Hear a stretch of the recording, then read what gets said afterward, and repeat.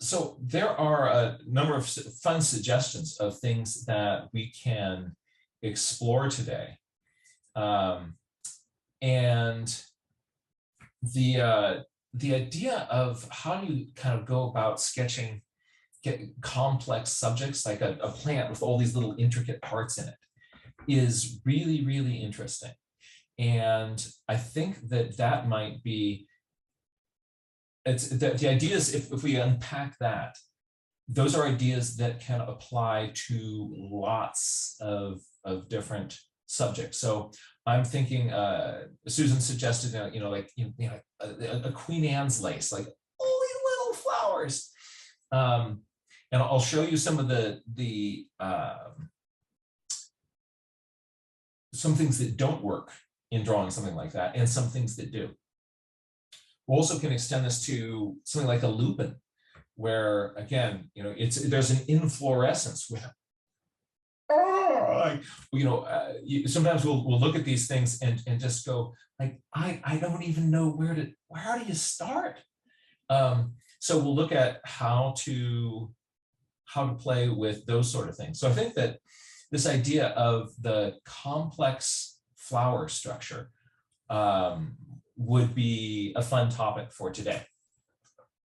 So what I am going to do is I am going to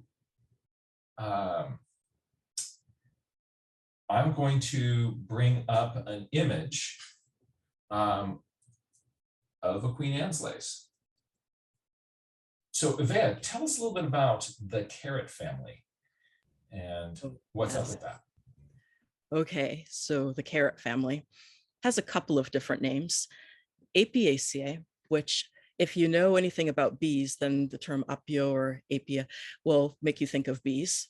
Well, they're rather attractive to bees. The other former name of it was umbelliferae, and that's because it has umbels and umbels of flowers. So picture an umbel like a tiny little umbrella with a ton of flowers all over it. And that's what this plant has. It doesn't just have little umbrellas of flowers, it has umbrellas of flowers. So everything about this family screams compound flowers, compound leaves, compound really annoying little lace-like leaves that you have to draw every little bit of. It's challenging, and that's what makes them so much fun. So, and you came up with some strategies of like doing little prints for those. I did, yes. One point, I wish I could find my notes, but I will find my notes and share them at the end. But Okay. What I do is I paint a leaf. Melinda sort of taught us this, and then I press it down to a piece of paper, and then it leaves the imprint. Or if it doesn't, I press it to the piece of paper and I paint around it. So I paint the negative space of these complex leaves, and that will often leave a really, really good impression of what we're going for when it's hard to draw. All right.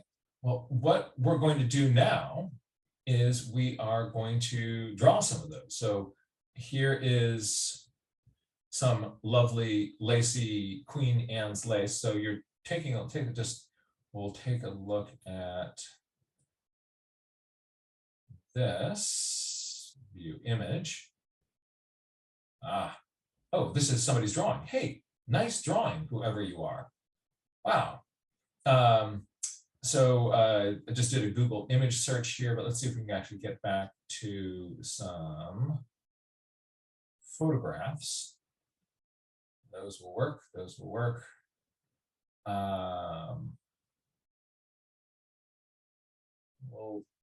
Let's start here.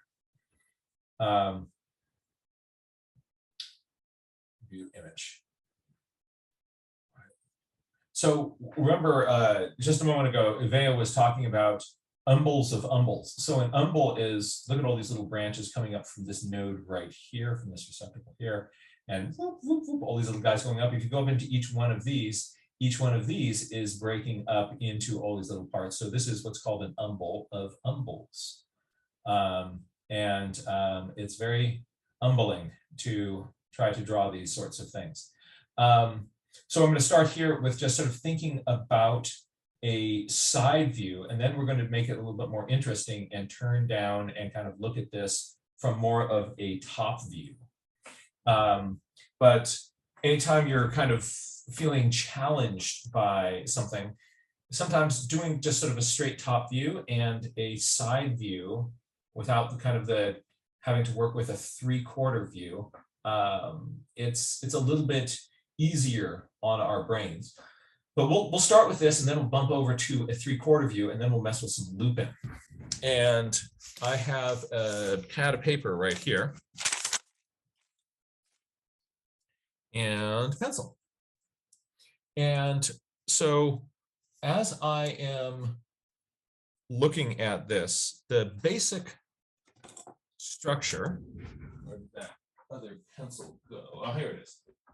The basic structure that I'm seeing is that we are coming up with a central stalk. And then our flower is going to fit into an area kind of like this.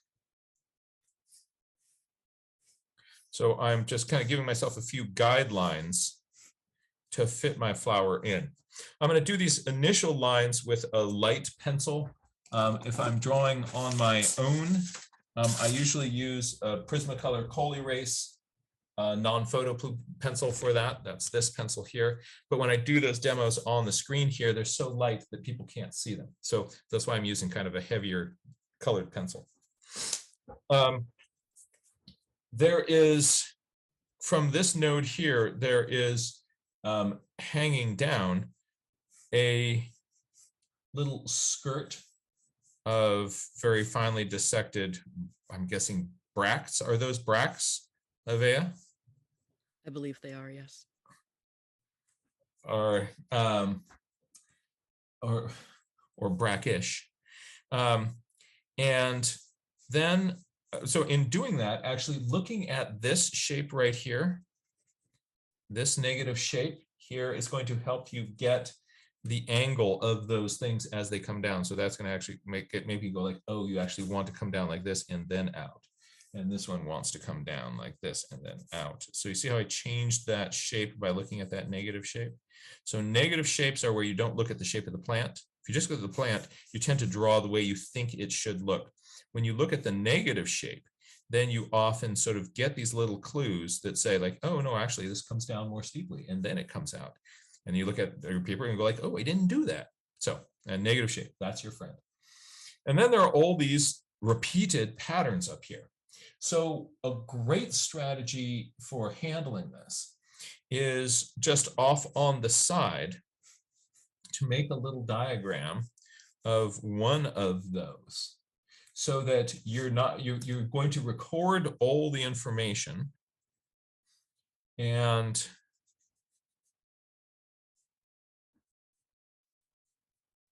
here we go.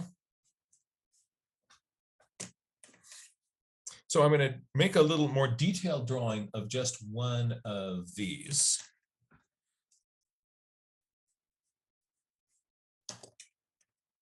And then I'm going to incorporate the information I learned from doing one of these into this drawing here. So let's see what's going on. There is a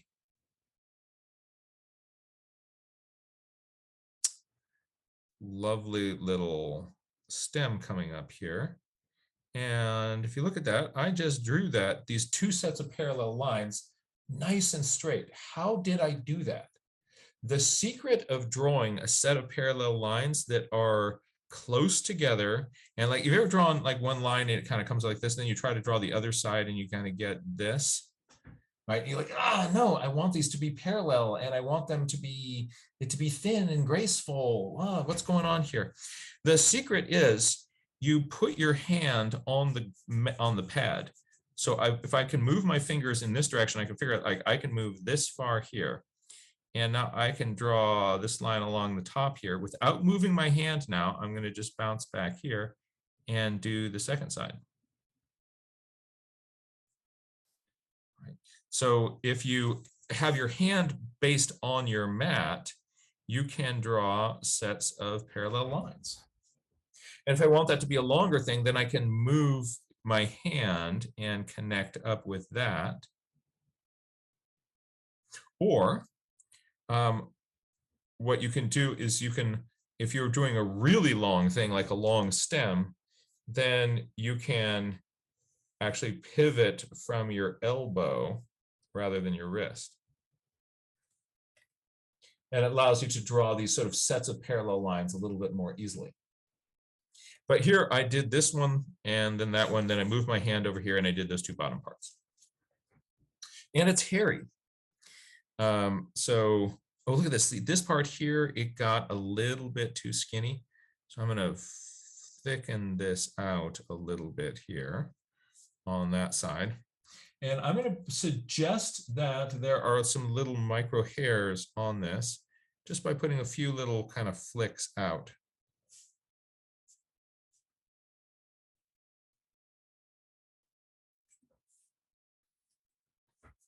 Then maybe if these were bracts, then I don't know what those are. Maybe those are the bracts.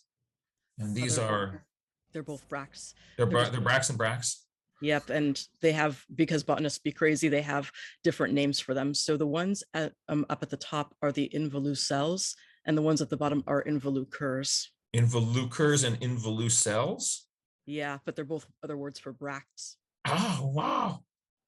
Involucre bracts and involucelle bracts up here. Wow, that's pretty cool.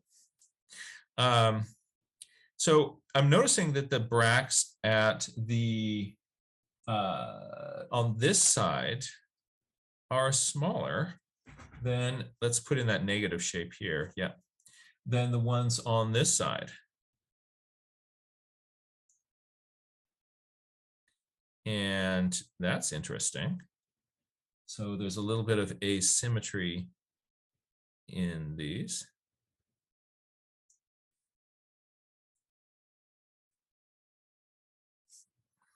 And often if you make a cool observation about something, it helps a lot to add a little written note. How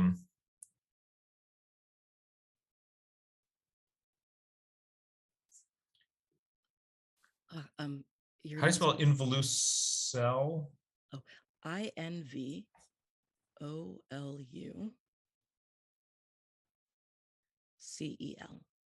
OLUC.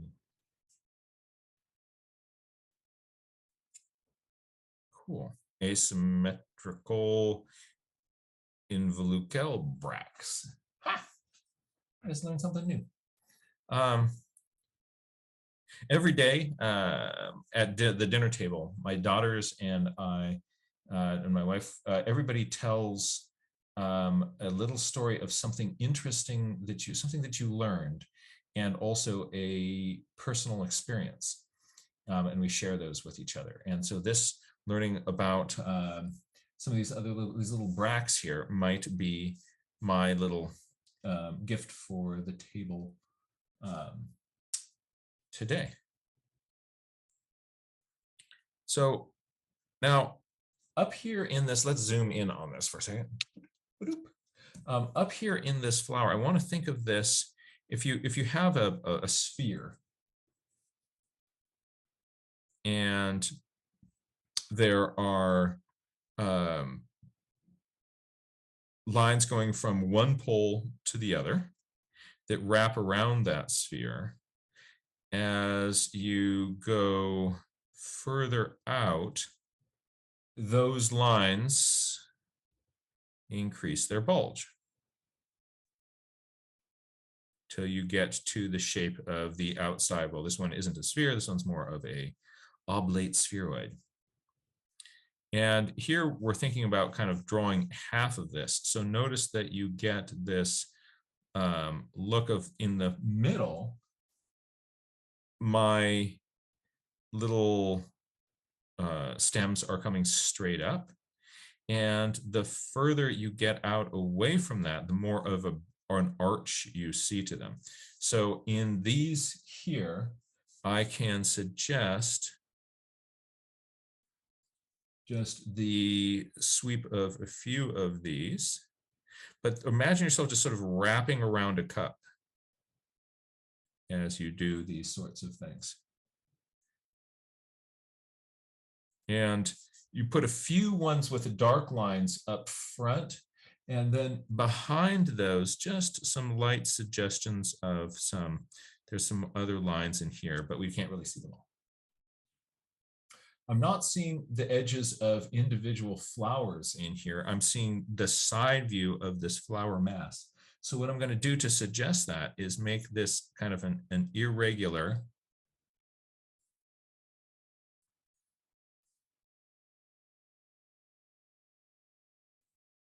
white shape.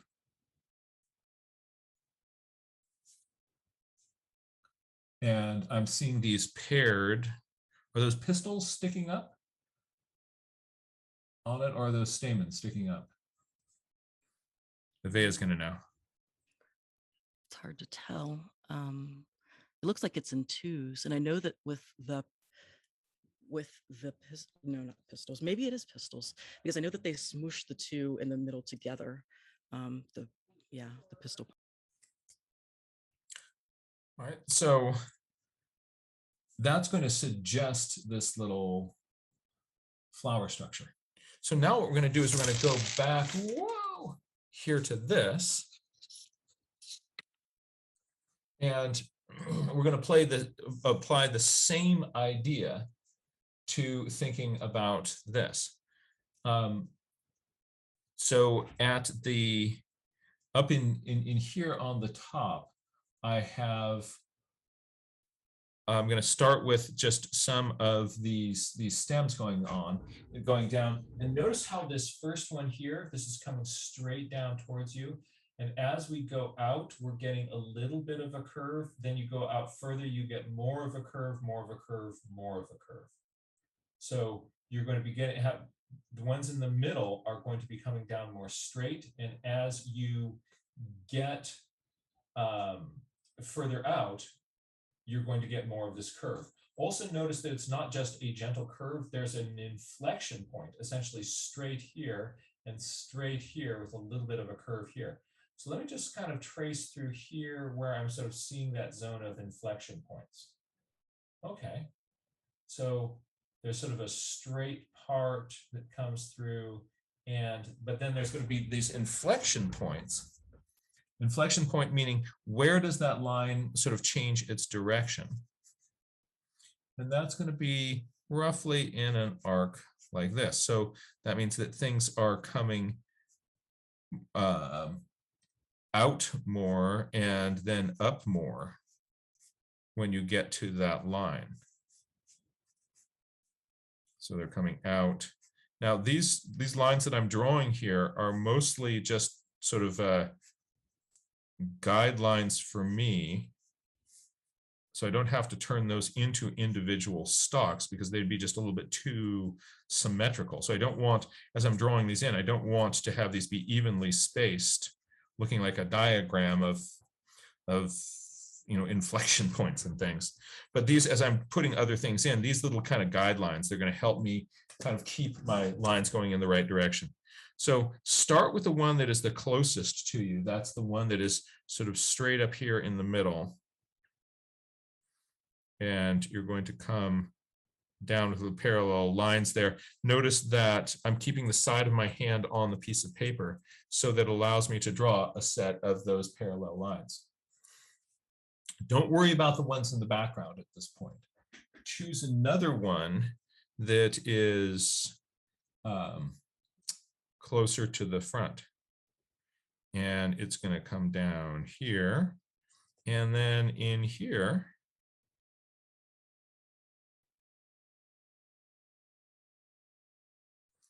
it's got its little inflection point. And over here, let's put in another one. Make sure that the spaces between these are not evenly spaced. So this next one is going to come in here.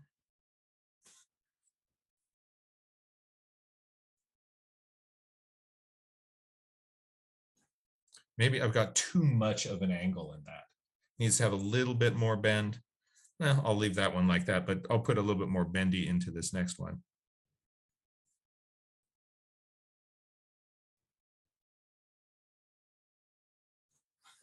And I don't want this exact spacing of these things on this side. So this was a bigger space. So I'm going to put one in here with a smaller space.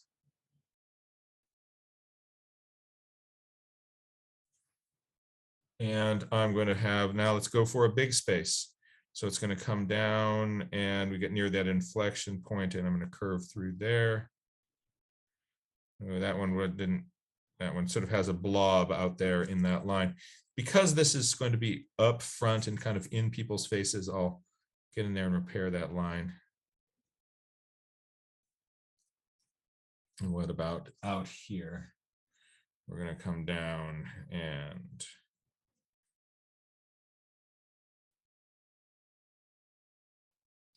see how having your hand on the piece of paper allows you to make those sets of lines. So notice that the spaces between these, it's irregular.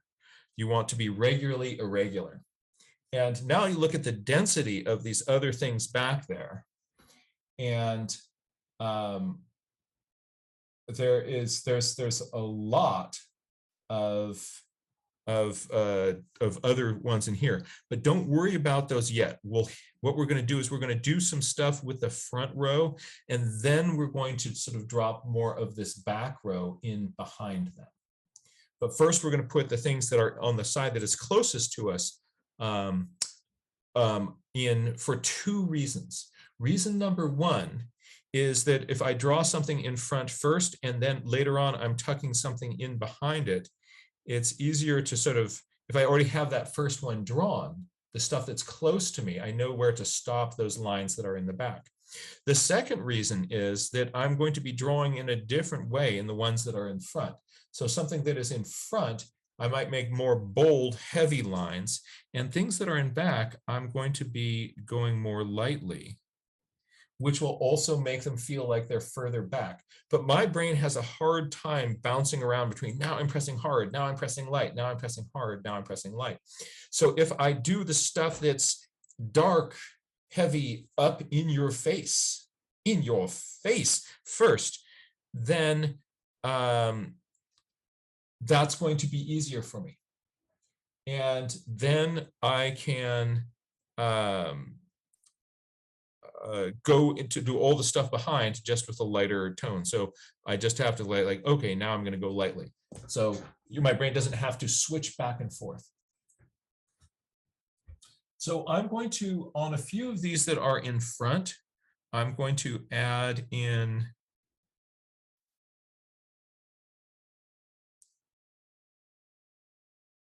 some details with them. So this one has involucral bracts out there, and then it has this little zone of, so technically are the short ones in here on the umbel, are those the stems?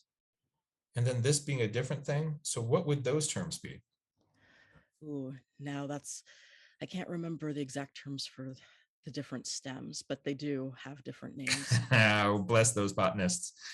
I love that. So the so what I'm doing here for this cluster of white flowers is I'm just making an irregular, kind of regularly irregular mass of white stuff.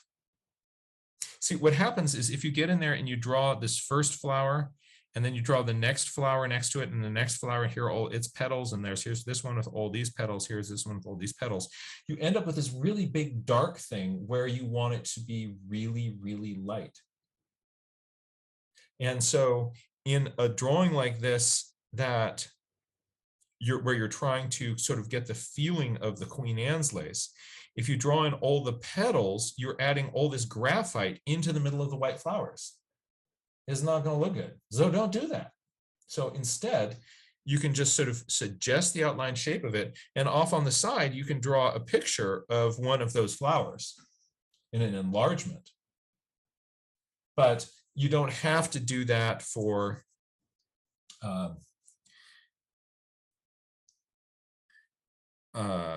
you don't have to do that for the entire beastie. you don't have to draw in every little flower. And if you do draw in every little flower, you're not going to be happy with it. It's going to feel kind of funky. So I'm just going to get in here and just get bracky.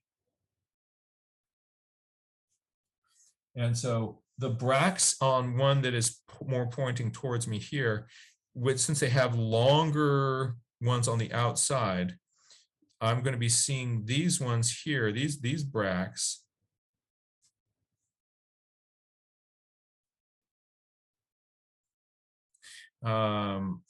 Sort of more all the way across, and ones that are closer to the sides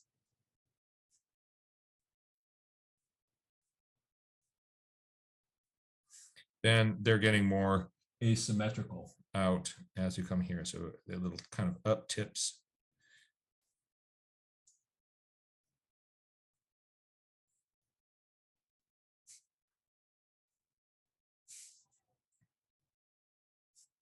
So I'm just doing a few of the ones that are in the front here. And maybe I want another one here to come up high.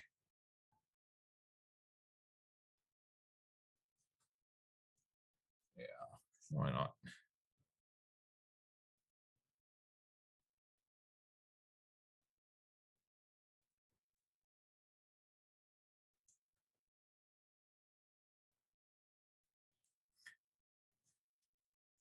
Now I'm going to put flowers on the tops of these. So this one here gets a little zone of flowers. This one here. Everyone's will kind of take a look back at those flowers, just so you want to just, you don't have to copy it petal for petal, but you want to give some line that is going to capture the feeling of those.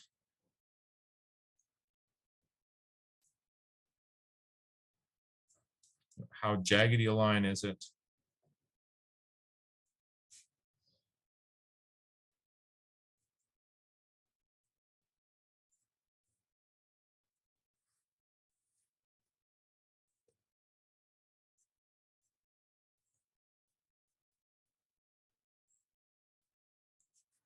So now I've got all these characters in the front row, and I'm now going to put everybody else behind them. So I am going to make life easier for me, I'm going to be thinking in terms of my line weight with two different modes.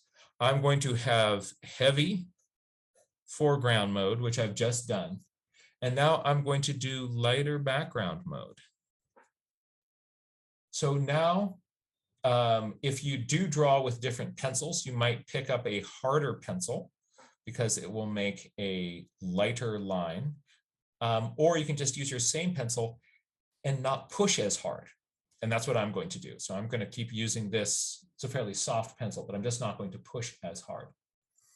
And so as I am coming down here, I am now going to just put in a whole bunch of little lines in the background.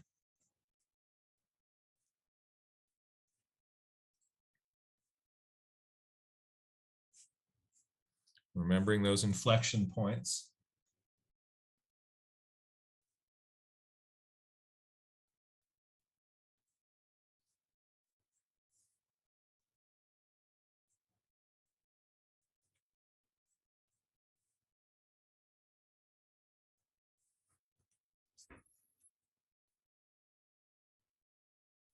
And if I get in back here and I put in a ton of detail with bracts and things, I'm going to end up with a picture that is fairly confusing because the amount of detail that I have in the background will pull that zone forward. So I'm going to keep it really simple here. I put in a suggestion of just a few bracts. And now with the rest of it, I'm going to handle it just by going like this. There are some flowers back here.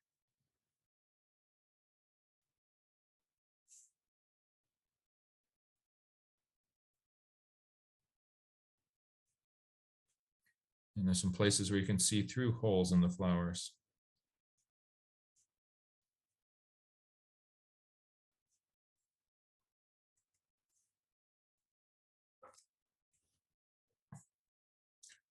Ta-da, almost done. Maybe want to put in a few kind of medium weight ones. Maybe one medium weight one.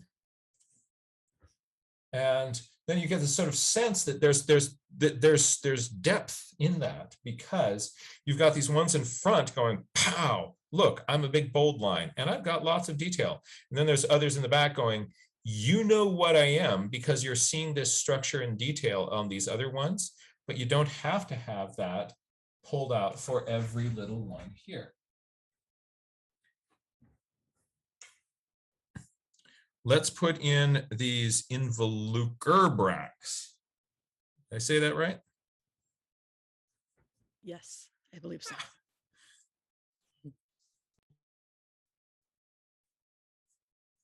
So the one that comes towards me, it actually is flipping up towards me here, and so it's kind of giving me this sort of blunt-ended look. And so this feels kind of flattened because it's kind of pushed up towards me. These little kind of compound leaves. There's a tendency that you're going to have to draw this one much longer because because you know it's a longer bract. But notice that this, where we see all of these end, because the tips of them flip up, we're seeing it all end right through here, right across the bottom here. And then it's got a friend here who's going to be drawn a little bit more lightly and gets more of a flip up. And here's its friend on this side that kind of gets to flip up. And it has some other parts that are, I mean, here, with the ones that are further and further and further back, you go like, oh no, how do I put those in? But you don't have to put in as much detail because they're further back. They're hidden by all this other stuff that you have in the front.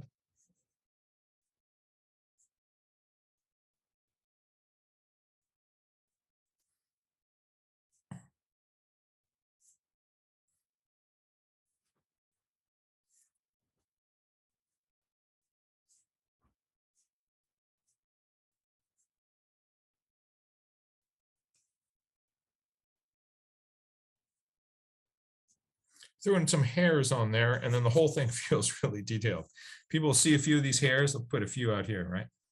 You know, a few of these little hairs, and then people will see a little bit of detail, and everybody will go like, oh my gosh, it's a really detailed drawing. Look, even all the little hairs and stuff in on there. But if you get in there and you draw it all over every one, then it starts to take a long time and also just makes the drawing a lot more kind of busy and crowded.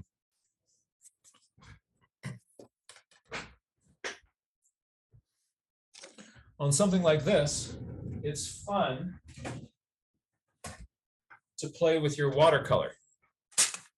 I wouldn't often get in here with colored pencil because, especially when I've got soft graphite, the graphite is going to smudge a lot of that pencil. If you've got a harder graphite, you can get away with it a lot more. But with a lighter graphite, I mean with a softer graphite, the colored pencil tends to smudge it a lot. So you want this bright light green, and then it turns into this kind of gray gunky mass. You're like, oh, I didn't like that. So I'm just going to drop in a little bit of watercolor, and you're going to see I'm going to do the same thing. I want to maintain this sense of depth. So what I'm going to do is on the ones that are the closest to you, they're going to be the brightest, most vivid colors, and they're going to get more pale as they go into the background there. And so a way of doing that with your water brush is that the first paint the ones in the front, and as your water brush starts to run out of paint, don't recharge it from your palette. Instead, just keep painting, and you're going to have it kind of do this fade from light to dark. So let's see this. I'm going to start off with something with a little bit of light green here. This is a phthalo yellow green, and a rich green gold that I've just mixed together there. And I'm going to test that out on the side and see how well it works. And I like that color. So it's good to test your color before it hits the paper. And so if you're painting a thin thing like this, if you push your brush will tend to make a wider, more irregular line. But if you pull the brush, you can get very, very fine lines. So again, pushing the brush, you get less control and a broader line. Pulling the brush, you can get these really nice little fine lines. So I'm going to draw these lines as pulling down.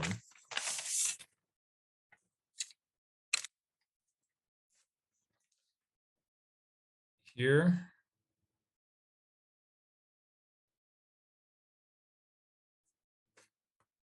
And so I'm starting with all the ones that are in the front.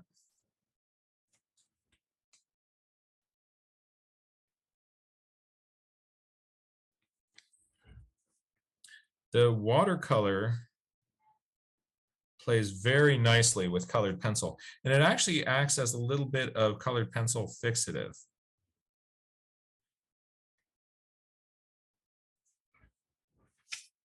I'm going to turn my paper because it's easy for my hand to make an arc in this direction. And so if I've got my paper turned, then I can easily just follow that arc.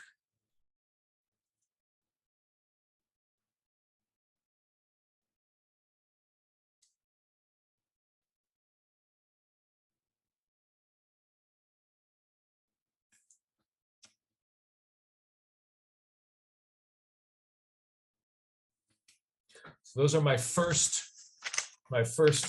little ones in there. Now, if at this point my brush was running out of paint, I would just continue to paint, but I've actually got this brush charged up pretty well. There's still a bunch of paint in there. So if I kind of get into the background right now with it, it is going to make lines that'll be the same vivid color.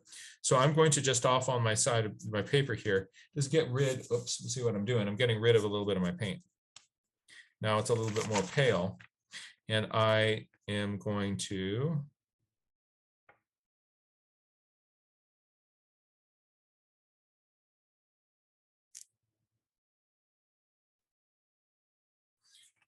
if my brush isn't sharp enough, I spin it on the paper.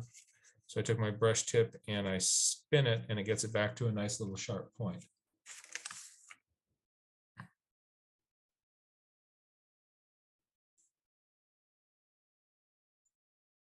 So with the water brush, I've made this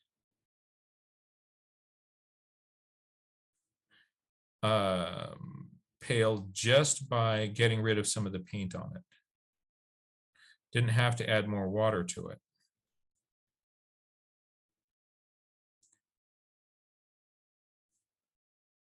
Some of these a little bit more bold to get a second coat of the pale green. And so I've got ones that are right up in your face and ones that are further back. It's a little bit of a darker green in my involucral So I'm going to get some darker green. I'd like to keep just some green gunk on my palette. Spin my brush to make sure I've got a sharp point. Test it off on the side. That'll work. Oh, I tested it off on the side right there.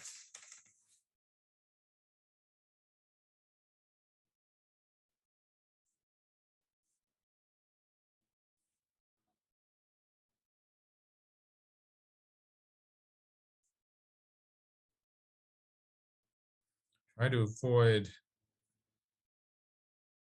avoid pushing the brush tip like you would often with a pencil.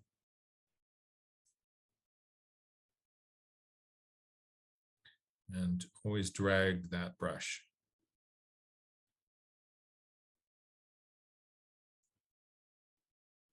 And the lupins are feeling really unloved. but maybe we'll have time for a loop in on another day.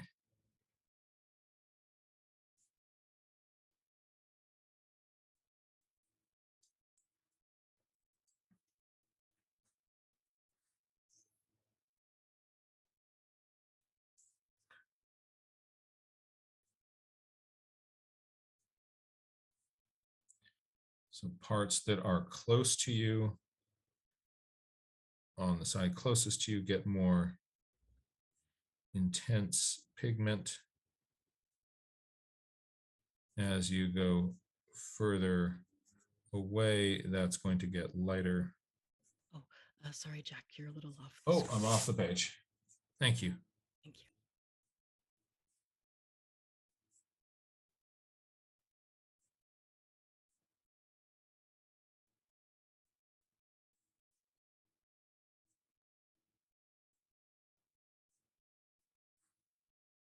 And maybe I'll put in one more just kind of hanging down here. Just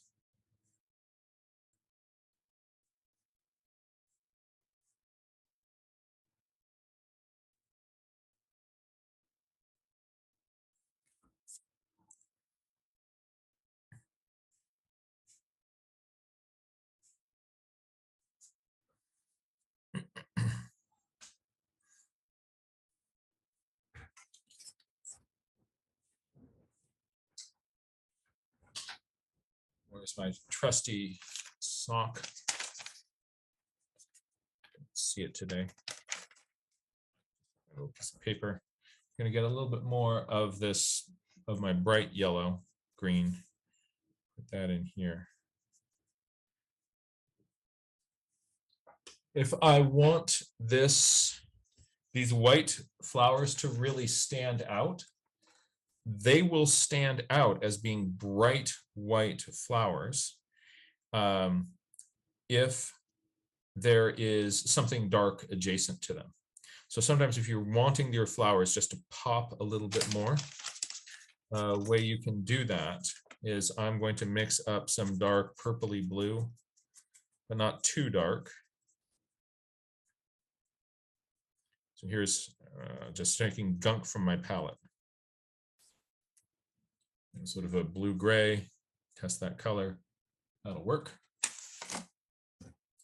And I am going to turn my paper upside down so that my hand doesn't smudge my drawing.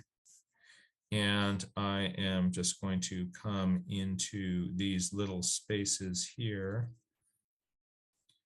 And I'm going to paint carefully around the flower. And then in this area up here, make some more kind of quick brush strokes carefully around the flower, carefully around the flower.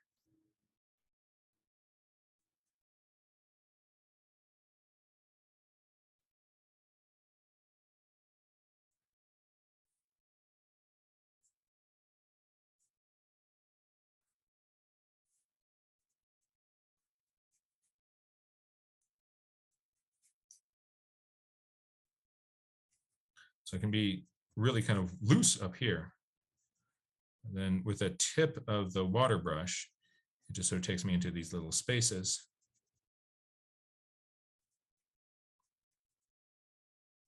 Notice how this brush is running out of paint slowly.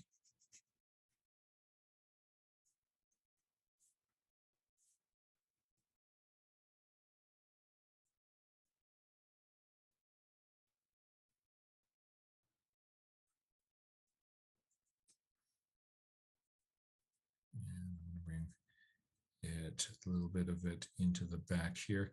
Notice it's now almost totally out of paint, but there's still just a little bit of a bluish hint, which gives me that kind of ghosty look there. And well, so then those white flowers, they feel brighter. Might even come in because that was so much fun. No, I should probably stop here. No, I'm going to go one more time. Let's see if I make that a little bit darker. See how those white flowers then pop out even more.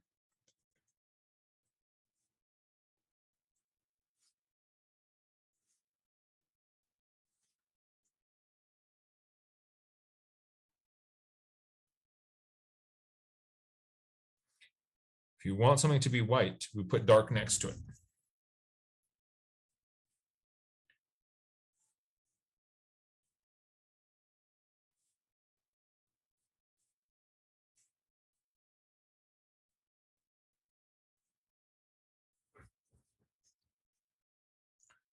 And there's a little cluster of flowers. We have a feeling of depth. We have a feeling that there are white flowers that are in these little kind of umbel sections. You can get a detail of that off on the side. And you know, we looked at a few interesting ideas here. The idea of greater detail, line weight, and color intensity on the ones that are on the side that is closest to you. We have that, the reverse of that on the ones that are further away from you. And that, again, just gives the drawing more of a sense of depth. Then you have the idea of the directions of these lines. You have here in this bowl,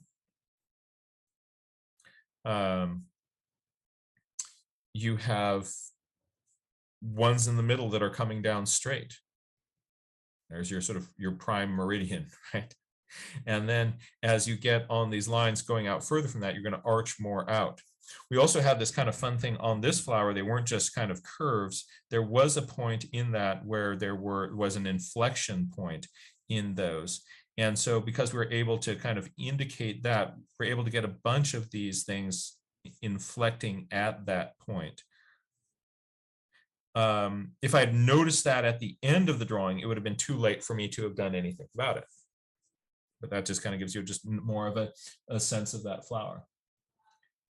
And that was fun. It was fun. So there's a little Queen Anne's lace. In my head, somehow I envisioned that I would start with this, then do a 3/4 view, and then go on and do a couple of studies of the lupin. But that just didn't happen today. But I hope that this study was useful and that there are general principles here that you'll be able to employ on other drawings that you do. And that was a lot of fun. Let's first just sort of bounce over to Avea and the rest of the community. If there are any questions about this, thoughts, ideas, or comments, or Avea as a botanist, what any other points or things that you might suggest that people look at in something like this? Definitely. So I would recommend looking at overall shapes of the plant so that way, if it gets overwhelming for you, then squint your eyes a little bit, blur your vision, and then you can sort of see the overall shape. Don't worry overly much about vocabulary, just use your best descriptive words that you can to describe things. It always helps to make things into a diagram so that you have lots of arrows pointing at this. So for example, if you don't know the word dissected, then maybe you say lace-like, or if you don't know how to say, you know, that the pistils form a two-parted chamber, then you say the center bits look like they're smooshed together like two marshmallows. Be descriptive in ways that will make you remember it better for yourself. And then also, if you can't do all of the plant, do zoom-ins. So for example, if you were to happen to be near one of those clusters of white flowers, if you can't draw the entire cluster, just focus on drawing one as best you can. So those are some of my suggestions for you. Yeah, don't worry about vocab. Sketch like mad, draw pieces. You don't have to worry about drawing the whole thing if it's overwhelming. Use descriptions that you'll remember. So you heard it here from the mad botanist herself, that we don't have to get wrapped around the axle about vocabulary. The vocabulary, when you first hit it, it feels like it's this overwhelming thing that you somehow have to do this in order to play botany. You don't have to do it to play botany. But once you start playing botany, it's fun to go like, okay, like I learned when I was studying the composites that there are these things called bracts. right? So this must be a bract too. Is this a bract? Oh, it is a bract, right? So it's that. So your changes your relationship to all these terms instead of like this oppressive thing that you have to do. With the strategies that Eve is talking about, you don't have to have any special terminology. You can create your own that connects with what you're seeing. But then you kind of catch the botany bug, and you realize it's sort of fun to kind of take all these terms, because when you start using those terms, the terms end up being really specific, and they realize like, oh, that's actually kind of the reflection of this structure on this thing. And so there are all of these analogies and homologies that you're getting to observe. For example, back when I was trying to learn the differences between bracts, this is my list of different words in botany language that mean bract. That's a lot of words. And they all have different contexts. So you have gloom, lemma, palea that are different parts of grasses. So you have 3 different kinds of bracts on grasses. Then you have the involucre, like we were talking about in the involucre down here. We also have filaries, bractlets, chafes. You get the idea. There's a lot of words, bracteoles. And you hear those and you think, oh, goodness gracious, how am I going to remember? You don't have to remember. You can learn them gradually if you like to. When you read a Jepson's or some other manual, then you might get really, really confused. So then that's when it helps to make a list like this and then realize that it's all just the same way of saying bract, but with different specific meanings. And it's the same with stems. Like I think I saw Susan saying stem, substem, sub-substem. Those are fine. Use those. Oh, that's a great system. Oh, thank you. Yeah, and so again, don't get wrapped around the axle about the words, but at some point you're going to find that the words and terms become fun, and then go all in and just let your freak flag fly and get your geek on with like, okay, I'm now going to learn the difference between a bract and a bracteole, right? And then when you're out with your nature nerd friends, you're like, check it out, this is a bracteole. It'll be fun. It'll be fun. Thank you, Ivea. Thank you, Jack. That was fun. Now, let's bounce over to our community here. And if there's anybody that has questions that are relating specifically to this, or comments, thoughts, and ideas, Susan, thank you for the suggestion of this topic. Just put up your hand and we'll bounce over to you, and then we'll bounce out into a sort of a general journal share. Susan, that's a nice kitty cat.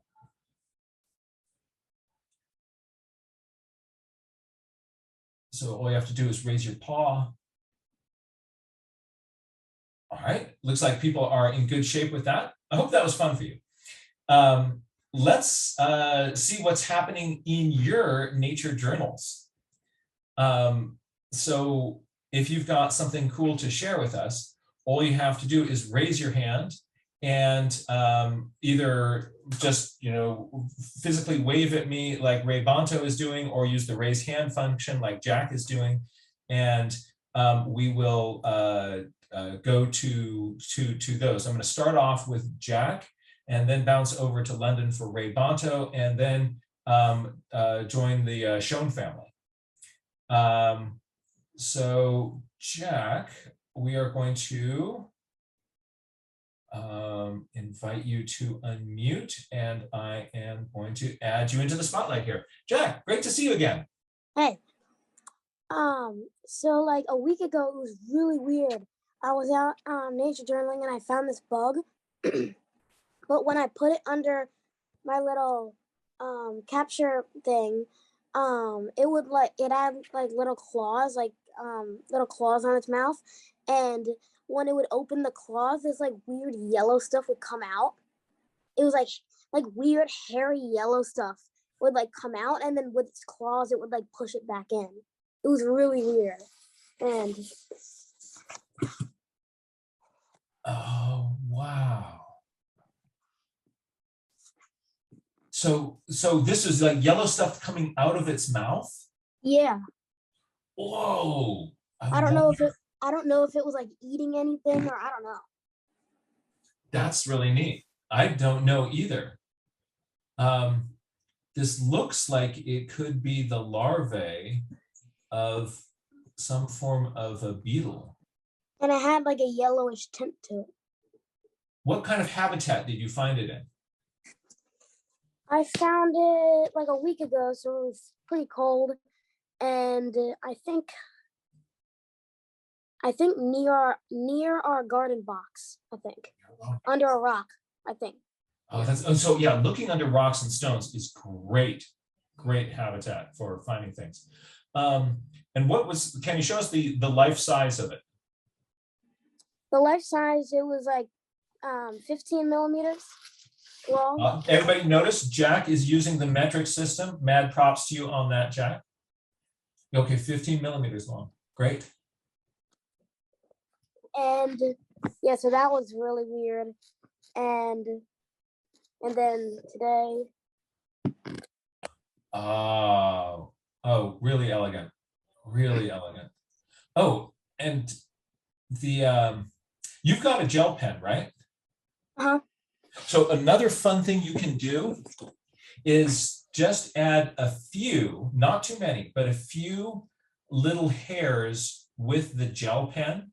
And then so some of the hairs you're sort of you're going to have them with some graphite lines. And some of them just kind of take your gel pen and make a few little hairs, a few of those, and you'll get this sort of, all this sort of white fuzz kind of working on the stem of that. I like that Queen Anne's lace.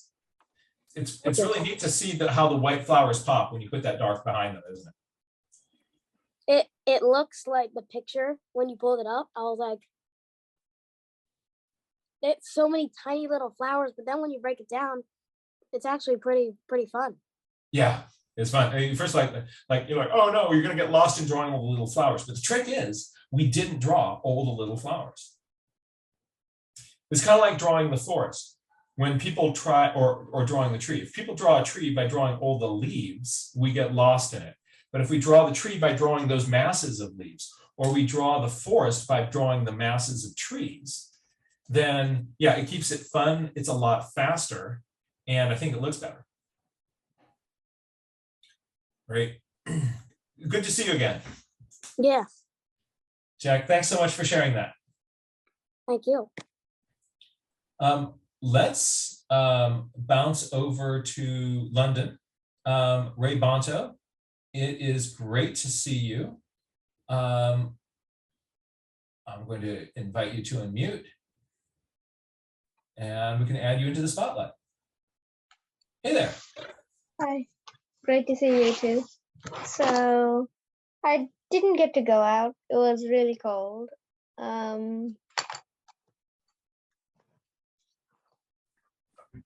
And I don't have my paint, so. Oh, so you're doing that. Oh, you added the dark in with graphite right back there. No, colored pencil, Oh, all of it. oh, it's all colored pencil. Oh, that's great. Let me turn off my screen so we can make yours larger. Remove spotlight. Let me take a closer look. Oh, neat. I like the curve of those involucre bracts on the bottom of that. That's really fun. Also really like the texture of those pencil lines behind it. Those places where you've sort of popped in. Everybody notice this. Notice how Ray Bonto has punched in some of the dark shapes between the little stem sections, and how that really helps you, those negative shapes in those, you get the feeling that you have light colored stems, and because he's pushed the dark values into those spaces between them, it would be so easy to draw something like this, and if you just drew in all the stems, it would feel like there's a bunch of dark stems. But here we get a sense that those stems are really light because Ray Bonto has pushed the value of the background darker than those. So that was a really great solution to that. Yeah. I had a question. Yes. When when's our wild wonder? When's our wild wonder this year? When is our Wild Wonder this year? I am terrible at remembering dates. If anybody knows, you can drop that into the chat. For some reason, dates don't stick in my brain very, very well. We are going to, I think it's going to be a virtual event again this year. Thank you, Ivea. September 14th to 18th. We're going to have it as a virtual event. Just sort of getting together and breathing on each other doesn't seem to be a good plan right now. And I hope to see you there. You too. Oh, thank you, Ravanta. Great to see you. Let's bounce over to the Schoen family. Hey there, everybody. It's great to see you. And welcome to... I think so. Hi.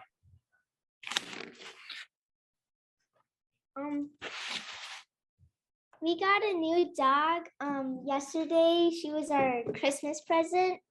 Oh, look at all these views.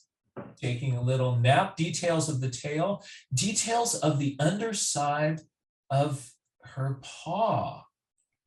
Oh, this is a great study of all your observations about Haley. And I also like as Haley is moving around to those different positions.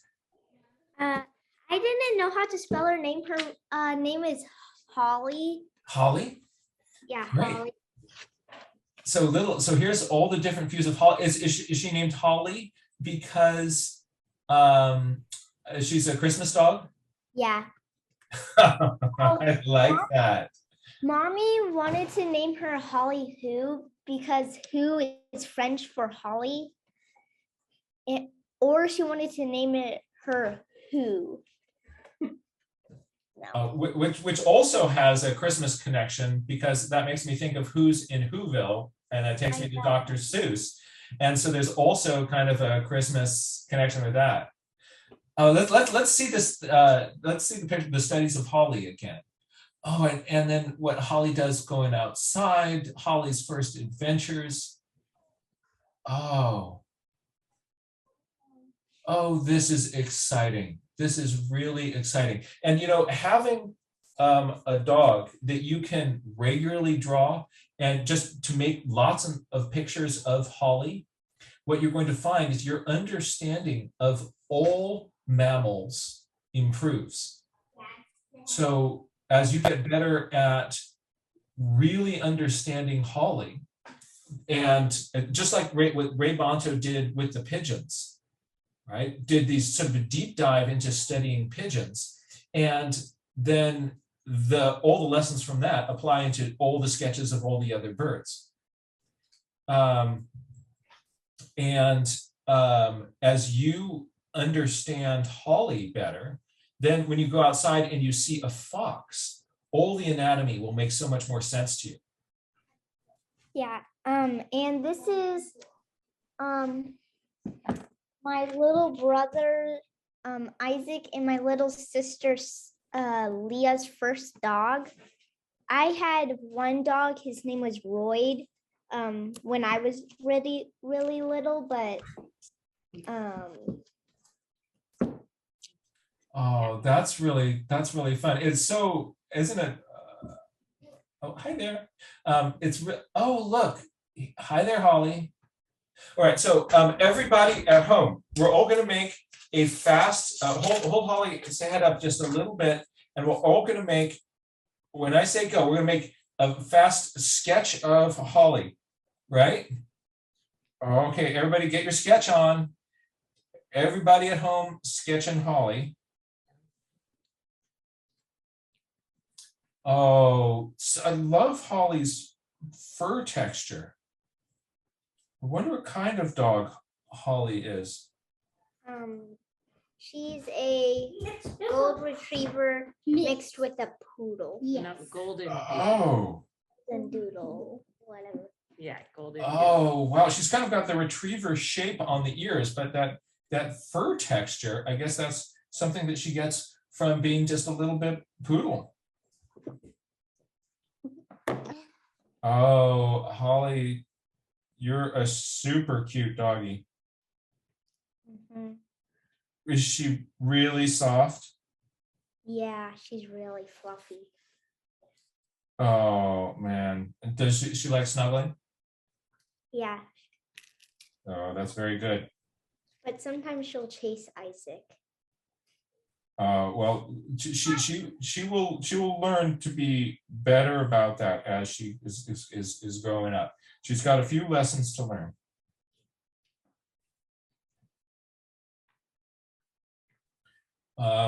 So I'll show you. I've got a little Holly sketch. And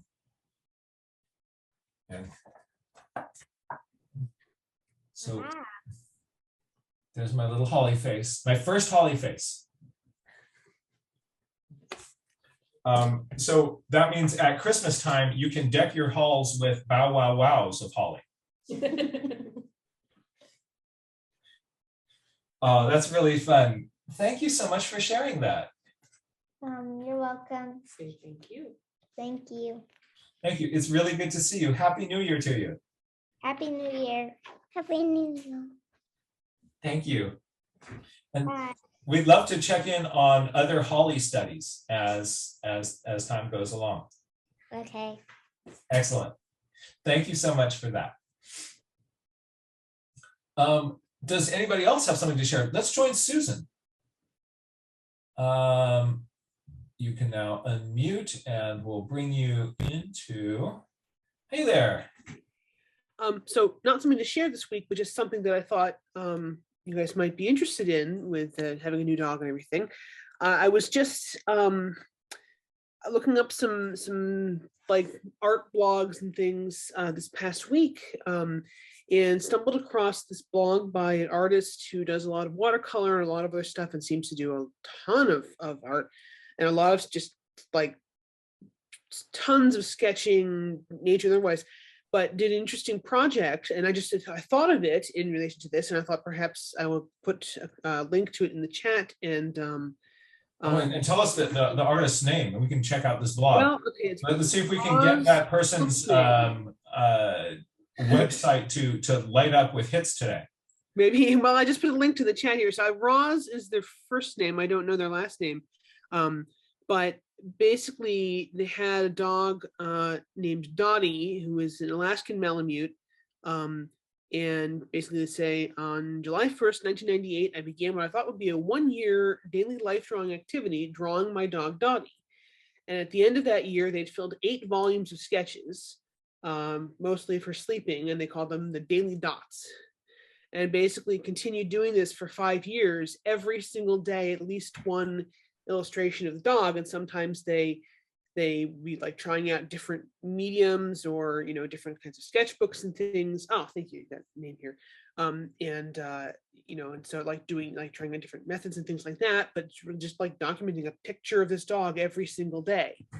And so it sounds like that I mean, you know, if you've got the you know, the willingness and the time to do that, that could be really, really wonderful and really fun. And you'd be able to see the growth of your dog and the growth of your skills as an artist, you know, by doing just like a quick little sketch of her every single day. Could be really, really fun and really interesting to. And it doesn't have to be a full portrait. Looking at, so Roz Stendhal, the website is rozworks, ROZWORKS.com. Mm-hmm. And that's really fun. And looks like Roz teaches some classes and has got the daily dots you can find under her dog section. Mm-hmm. That's really, really fun. Thank you so much for sharing that. Yeah, getting yourself a project that you follow up on. Your curiosity just gets pulled into that. And that is that's wonderful. That's really fun, wonderful. Aw, and Here's my little holly here. oh, look at that. That totally captures. Can you see the other little, I'm gonna minimize my screen. I can a little better. Oh, there she is. It's a very cute puppy. I'm looking forward to seeing more drawings of her. Yep. Yeah, and notice just that little highlight that you have on the nose there does a lot just to make that nose just look wet and glistening. And you've got just the right amount of jowl in that. That's really fun. Thank you, Susan.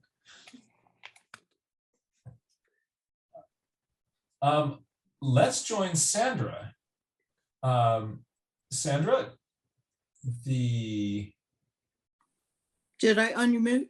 Yes, you are unmuted and we hear you loud and clear. I'm going to show you a picture I'm not particularly proud of. It's very decorative, but I thought I did a really good job on the owl. Oh, say yes. The owl, you've got that 3/4 view on the face, and that getting the eye, the angle on the eye on the far side of the face is such a challenge. And this works really, really well. Oh, that's so much fun. That is so much fun.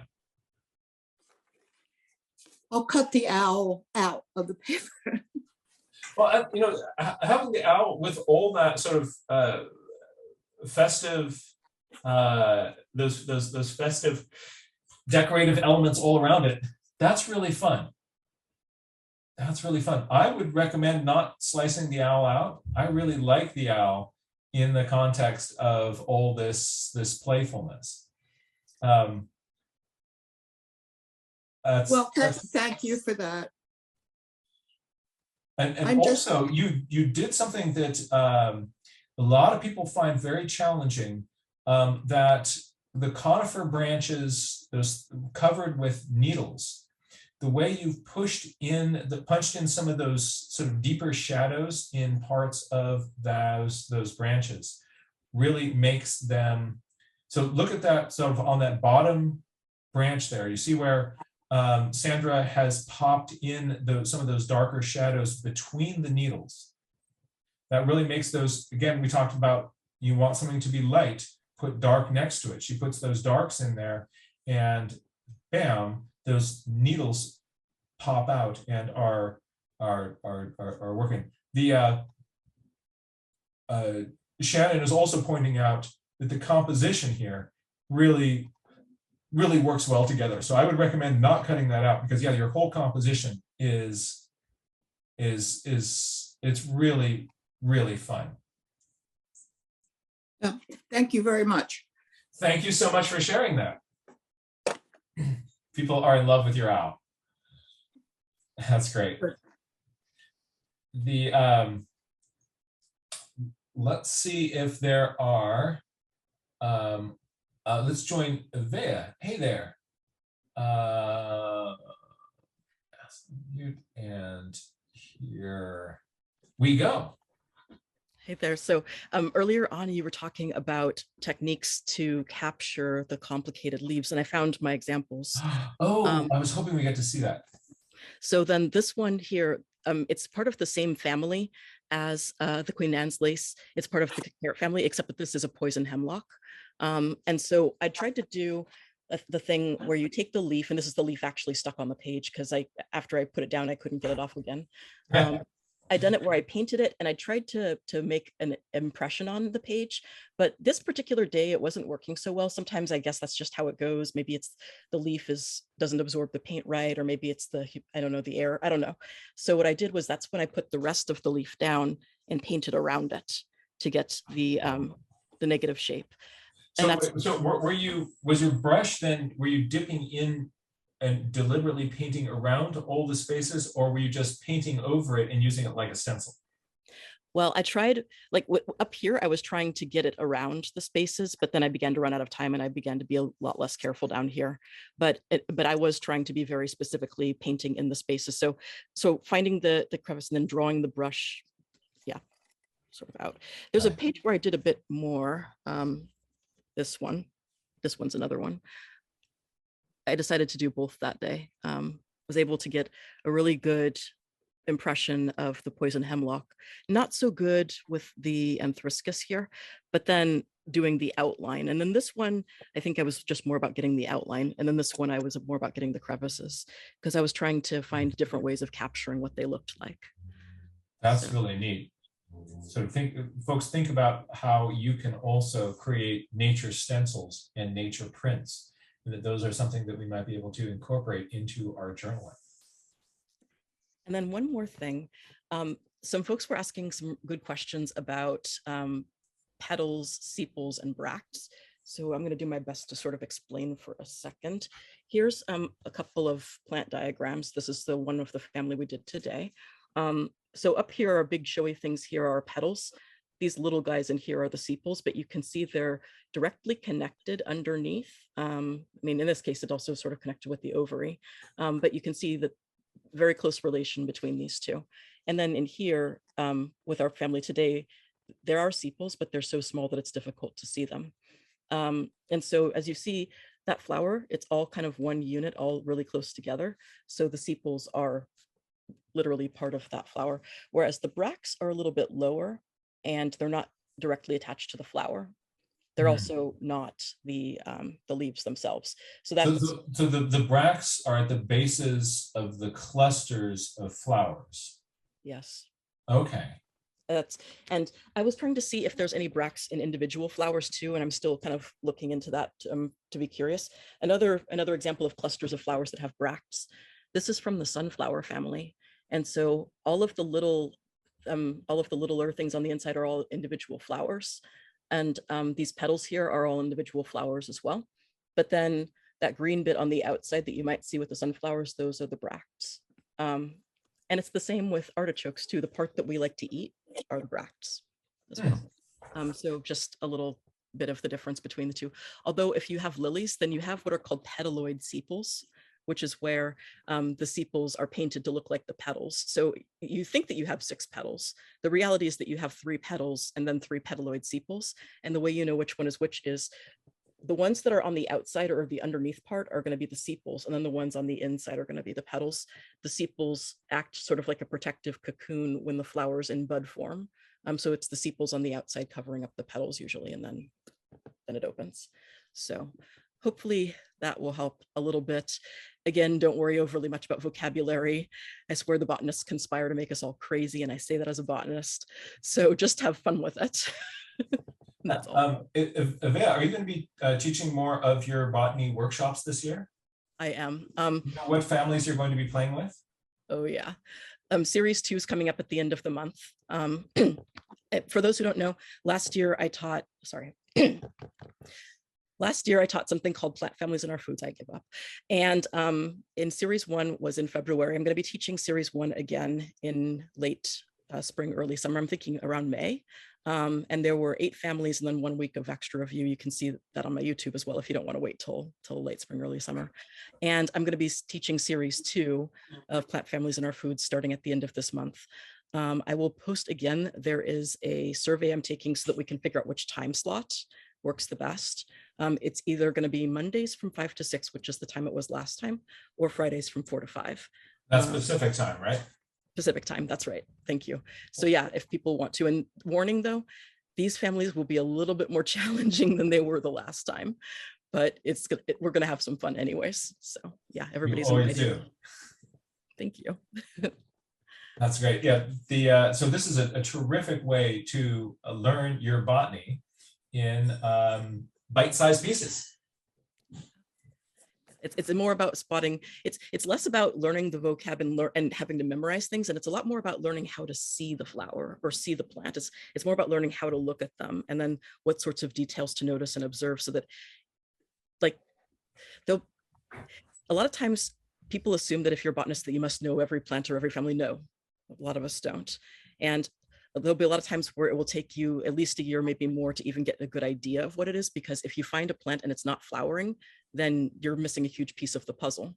And so the idea isn't necessarily to go and immediately know the families or know the plants that you see. It's to be able to observe properly, is what I'm trying to say.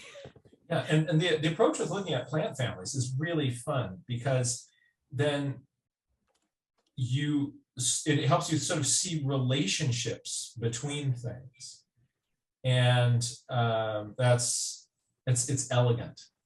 It's elegant. Like you find then when you find this new version and look what it's doing with its bracts. Oh, we're going to take involucre to a whole new level. Yeah. Oh, speaking of bracts, anybody here like poinsettias? You know those lovely large red petals? Surprise, they're bracts.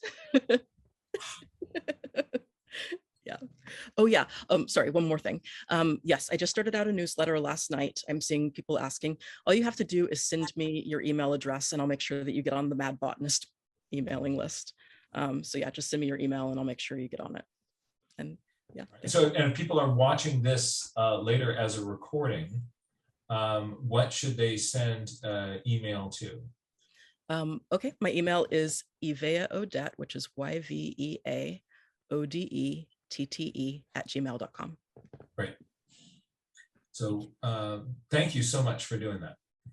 Thank you. And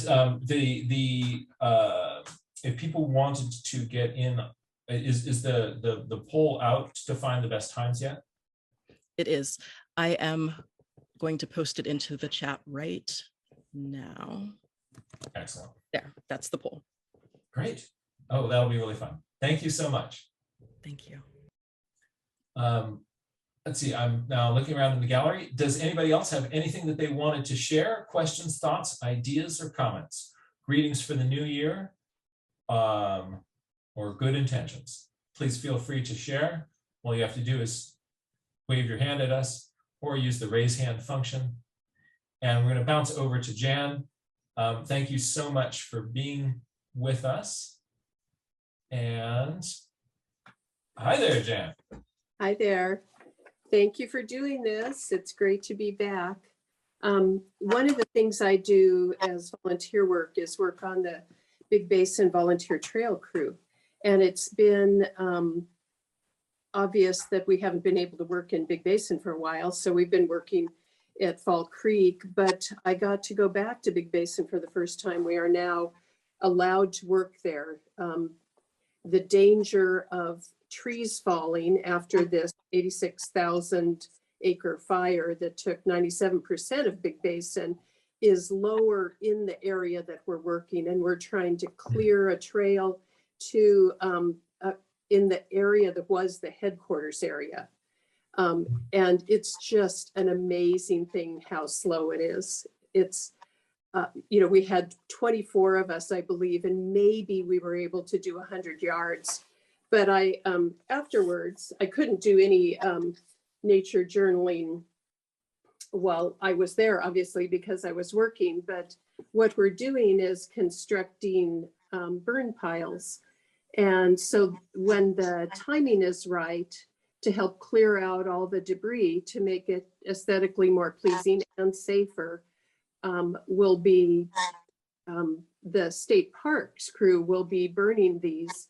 And I just did a little bit of an anatomy of a burn pile, how they're put together, and a little shot of both trees that are still alive in the foreground, and the way the trees come back, which makes them look like a bottle brush almost. Some of them are very linear bottle brushes rather than as lateral as those branches are. And then some of the tan oaks that were coming down, I made some notes about how the Sawyer was working and at what point he decided to really get a move on and get out of there. So what I wanted to do, and I haven't finished, is to draw a picture of some of the mushrooms, some of the fungi that are being you know, loving the moisture, and it's nice to see new growth among an area that has suffered a burn. And if the mushrooms are still down there in the soil, if they didn't get cooked out, sometimes a super hot fire can sterilize soil. So I'm really happy to hear that there are still webs of mycelia down there giving you a crop of mushrooms. Yes, there were many. So that was a really good sign. That's great. Were there morels? Not that I saw, but again, we really didn't cover much area. You know, we were there is so much to do in each small area that to clear a mile trail is going to take a really long time. Well, thank you so much for doing that. Again, as a steward of wild places and spaces, nature really needs the support of people who love it and care. So thank you so much for doing that. Yes, there are lots of different things to do, and this is one that I enjoy. That's great. If people wanted to get involved, if they're in your area, who should they contact? There is a trail crew website. It goes by the initials, Big Basin Volunteer Trail Crew. So it's bbvtc.org, I believe.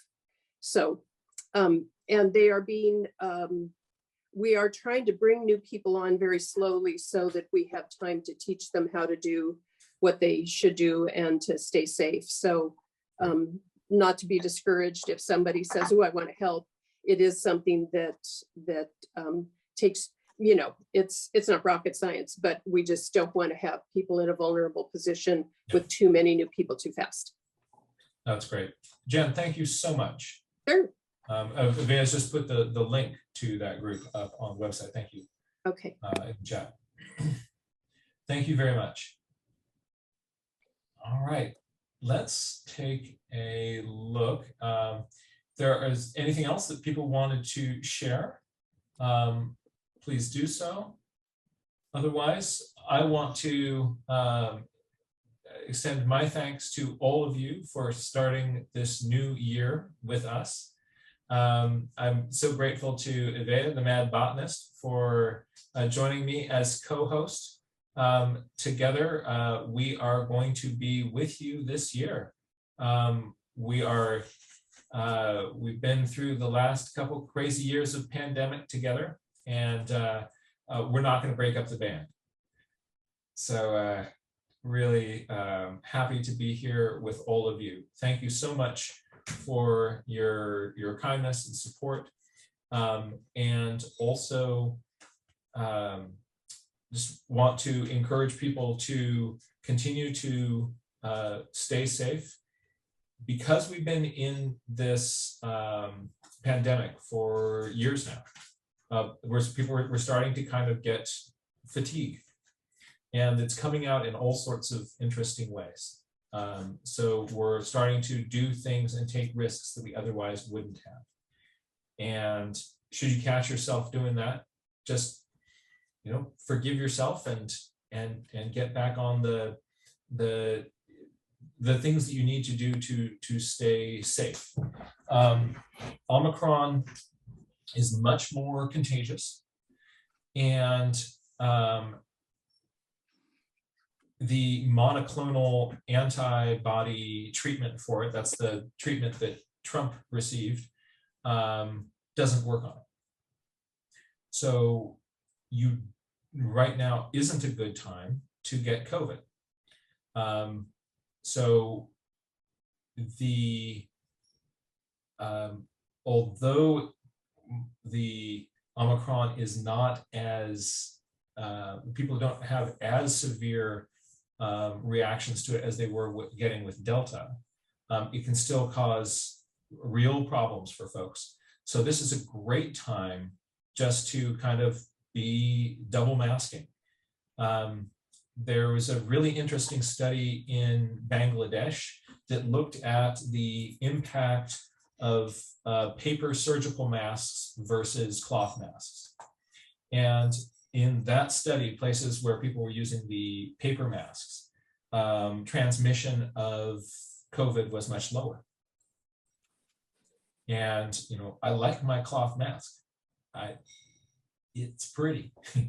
So what I'm doing is I'm double masking and wearing a paper one as well.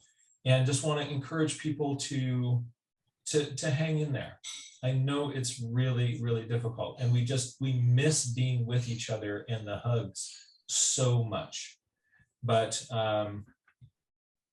we're going to get through this, and science is working at it. We can do our part by lowering the transmission levels and give science and people who are working on strategies for combating these things better opportunities to try to get ahead of it.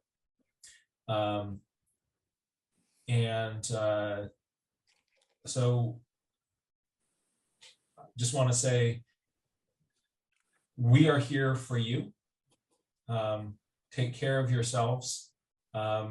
Nature journaling is a great thing you can do in more of a sort of socially distanced way. I know it's really hard. But let's keep at it together and keep our vigilance on those methods of keeping ourselves and our larger community safe. And let's keep having each other's backs. That's right. That's absolutely right. And the more that we think about it that way, I think that's the mindset that is going to get us through as a community. Thank you, Eva. Thank you, Jack.